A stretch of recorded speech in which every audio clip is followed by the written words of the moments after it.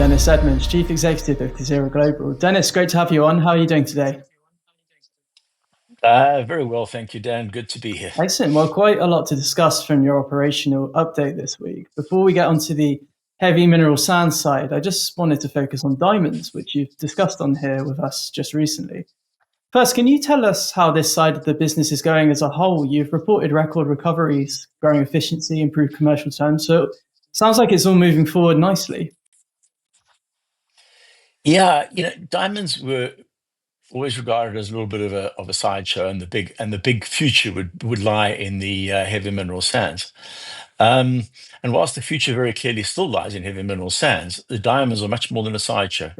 And that has become particularly exciting. It adds to the bottom line, obviously, because diamonds are part of the production of the heavy mineral sand.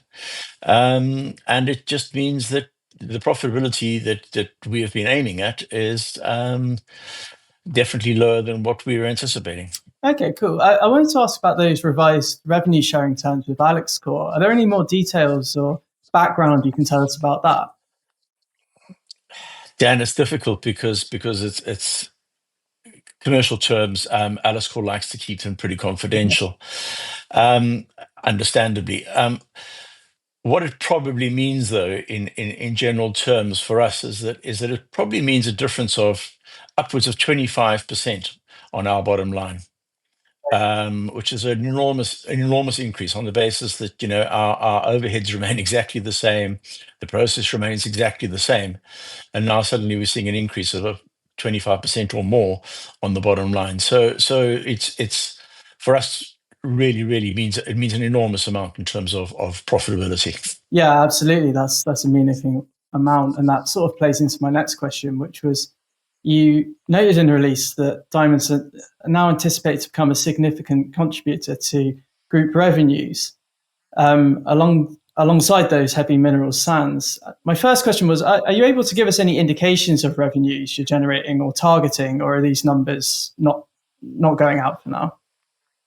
No, I think where we are as a board is what we would prefer to be doing is to be releasing numbers once we're in proper production and regular production, and we've got a couple of months of track record behind us. Anything prior to that is smacks of being slightly speculative, and yeah, we'd prefer to be providing the market with proper solid numbers. Okay, no, I understand. It's important to be careful. But generally speaking, how do you plan to scale up the diamonds business? Is it a case of, you know, like those revised term agreements and increasing the efficiency of the processes, or is it a case of increasing the footprint, or both? Yeah, it probably is both, actually. We have a number of different possibilities in between marine diamonds and land diamonds. And it is quite possible that what we will be doing is, as we're mining heavy mineral sands, we're producing marine diamonds. And then the inland diamonds would be obviously a separate operation. They don't contain heavy mineral sands, the overburden there.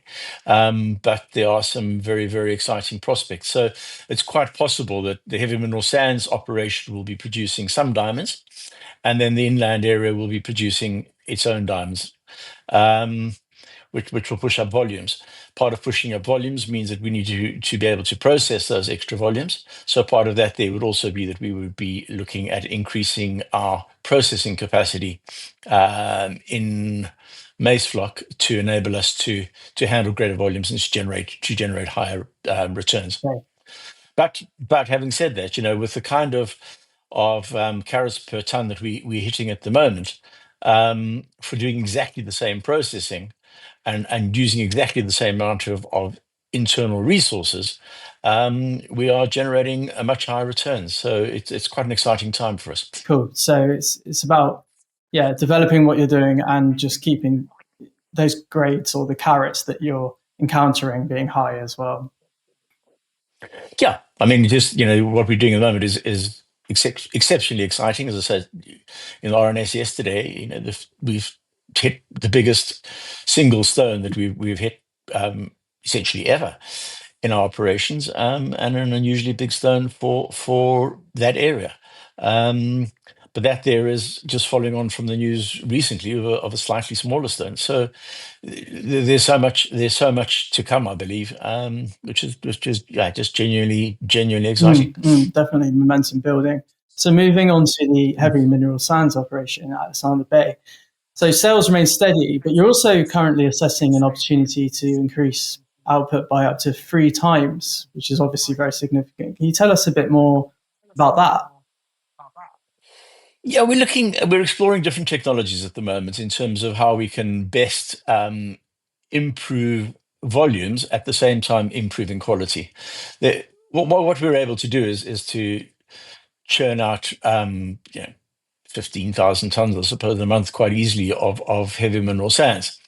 What makes those profitable, though, because of the logistical issues and all the rest of it, is churning them out and then purifying them so we're not transporting silica, which is essentially beach sand, which is a waste product, and possibly even going to the further step of separating out the garnet, because there's a big market for garnet in South Mm, Africa. So we could then end up in a situation where garnet was being sold locally. The silica is removed, and what we're then exporting to wherever we end up exporting it would be a much purer sand, which means that the logistical costs in relation to the value become much lower. So we're exploring a number of ways of achieving that at the moment. okay, and that's interesting about garnet. That's certainly a mineral that is getting a lot more attention recently. Yeah, I mean, garnet has got a big industrial use, and there's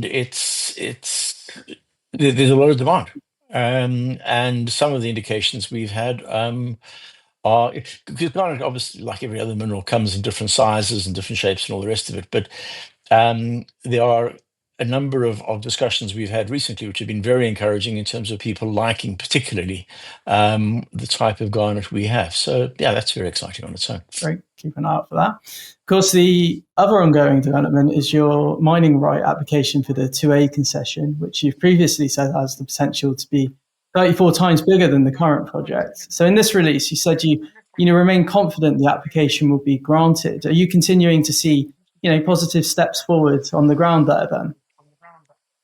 Yeah, definitely.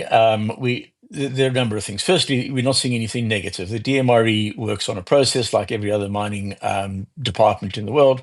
They work on a process. We are very well advanced down that process, and we really are now just waiting for a final decision. Um, so we're very confident. We have an enormous amount of support from. It's not just about us as a mining company. It's about local people, the local community, all of whom have a vested interest in us getting into operation. It means jobs. It means more disposable income in the area. It means more infrastructure, and we've also got a structure in place for making sure that the community benefits directly from the profitability of our operations. So everybody is very vested in seeing this thing work, and we've got a lot of support from the local people. Good, good, good. Dare I ask whether you have any idea when you'll hear an outcome, or is that TBC? Sadly, no. I mean, it's a government department. We know they've got a backlog, and it's a question of waiting. We can do nothing to accelerate it. We can do nothing to change that. It's just a question of us having to be patient and bide our time. Cool. So, assuming if it was granted, what would the next steps be? Would that advancing that block then become another priority focus for the company alongside its existing operation in heavy minerals and diamonds? And what it does is it opens up millions of different avenues, really. What it means is that we could take the current operation and scale that. We could do that in so many different ways. We could use profits from the current operation to we could easily double what we're doing now every year for I don't know how long on the current operation, just using our own money. We could also do a deal with an off-taker because off-takers would like to be taking more than we are likely to be able to offer them. So, they might well want to see us producing, instead of 10,000 tons a month, 30 or 40 or 60 or whatever tons a month. So they would, and we've had discussions on these lines already, they would be very happy to provide the financing to improve the capacity. And the other thought would be doing it, through somebody else. Trade funding, bank loan. There's all kinds of ways of structuring it. So it really opens up lots of opportunities. Great. Well, it sounds like a busy few months ahead as we draw to the end of 2025. I think it'll be busy and I think it'll be exciting. Yeah. Great. Well, looking forward to speaking again when you next update the market. For now, though, Dennis, thank you again for your time. Great. Thank you, Dan. If you enjoyed this interview, then give us a thumbs up, a like or a retweet. Subscribe to us on YouTube or follow us on Twitter and hit that notification bell to be the first to know when we release new content. There's loads of great content on our website too, across all our programs at stockboxmedia.com. Thank you for watching.